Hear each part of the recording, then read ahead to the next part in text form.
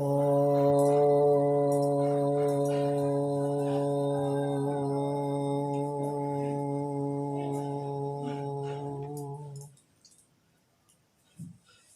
प्यारे भाई और बहनों, आज आपको जीवन मरण के विषय में जो हमारे वेदों में लिखा है, रामायण में लिखा है, गीता में लिखा है, वो आपको सुनाया जाएगा और उसको आप बड़े ध्यान से सुनें।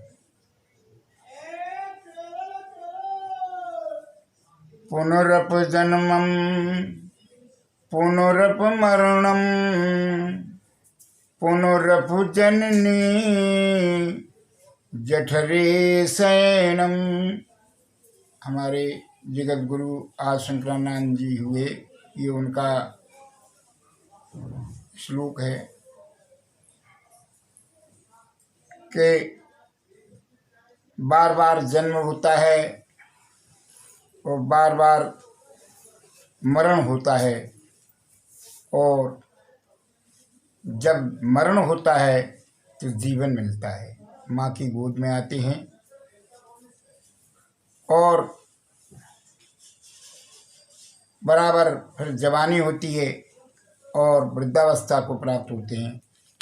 इसे जन्म मरण कहते हैं, यानी जन्म लेना और फिर पैदा होना। 84 लाख योनियाँ वेदों में बताई गई हैं। हम जो कर्म करते हैं, कर्मों के अनुसार हमें जन्म मिलता है।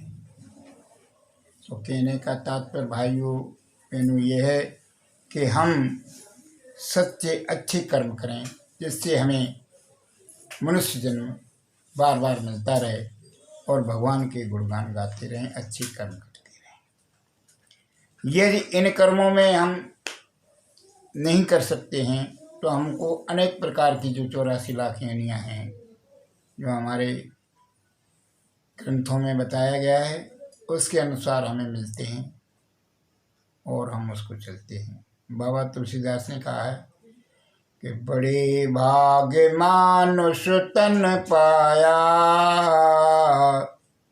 मन दुर्लभ सब ग्रंथन गाया। बड़े भाग्य से मनुष्य शरीर प्राप्त होता है, और जैसा कि वेदों ने इसका गुणगान गाया है।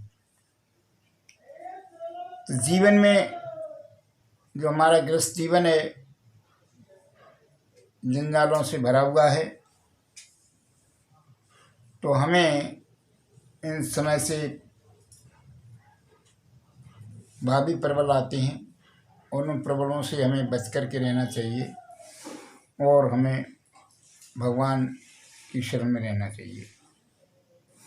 एक बार गुरु प्रसाद जी को जब श्री राम लक्ष्मण सीता वन को चले जाते हैं तो उनके नेत्र में जल भराया और स्नेह में मग्न हो गए। इधर जो है राजा दशरथ जी हैं, वो अपने प्राण छोड़ देते हैं और अयोध्या नगरी में अपार शोक दुख छा जाता है। तो वशिष्ठ जी विश्वामित्र जी, ये जो आज जो गुरु हैं, ये ब्रह्मा जी के मानस पुत्र हैं। तो उन्हीं के बराबर राजा दशरथ थे। जब बराबर का भाई गया तो उन्हें बड़ा दुख हुआ।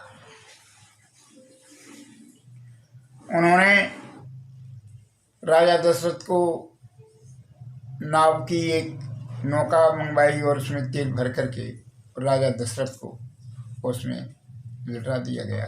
उसके बाद उन्होंने कहा कि भाई जाके भरत और शत्रुघ्न को अब उनके ननिहाल से बुला करके लाइए। तो वे लोग गए, उन्होंने बुला करके बुलावा भेजा। बुलावा के साथ तमाम प्रकार के अशुगुन भरत को शत्रुघ्न को हो रहे। हाकाकारों ने जो लेने के लिए उन्होंने उसका नहीं कहा कि राजा दशरथ चले गए हैं। घर पे आके पता चला कि राजा दशरथ हैं। सारा शोक में डूबा हुआ राज है और वो पिताजी चले गए हैं। राम सीता लक्ष्मण है वो वन को चले गए।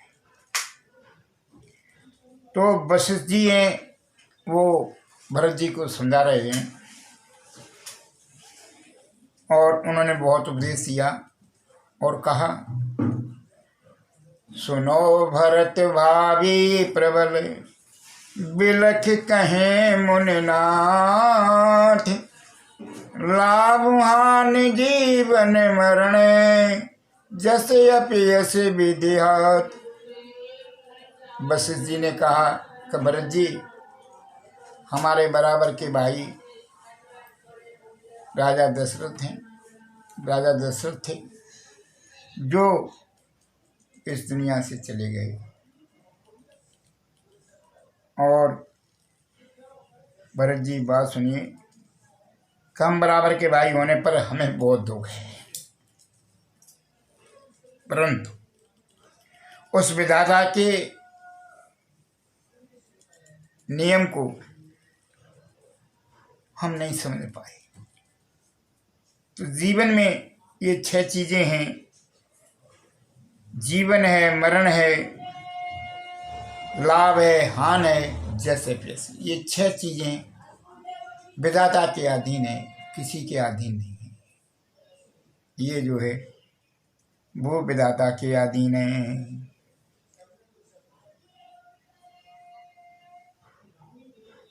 तो इस प्रकार से वो कह रहे हैं कि भाई इनका जो है आप अब दाह संस्कार करिए और अंत्येष्टि करिए इनकी।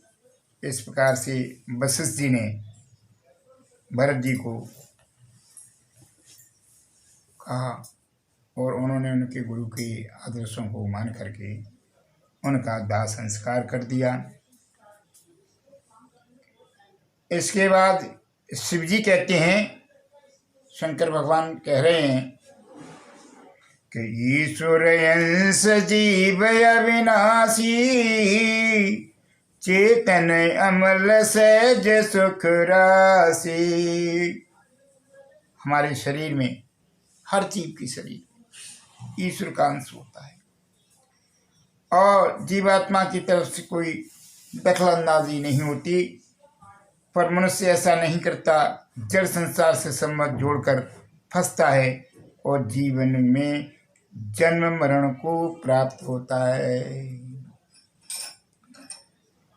तो इस प्रकार से भगवान की लीलाएं अनंत हैं। तो हरि अनंत, हरि अनंत, हरि कथा अनंता, उस सुने सुनावे बहुविध संता। ऋषि मुनि, साधु, सन्यासी, ब्राह्मण जो हैं, जो परपक्व हैं, पके हुए हैं, कठोर तप करने वाले हैं, ऐसे ही लोग जो ब्राह्मण हैं, संत हैं, देवता हैं, सज्जन पुरुष हैं, वो भगवान की शरण में रहते हैं। तो हमें भी इस प्रकार से भगवान की शरण में रहना चाहिए। हमें अच्छे कर्म करना चाहिए जिससे हमारा अगला जन्म अधोगति में न हो और हम सदोगति को प्राप्त करें। बोलो श्यावर रामचंद्र की जय।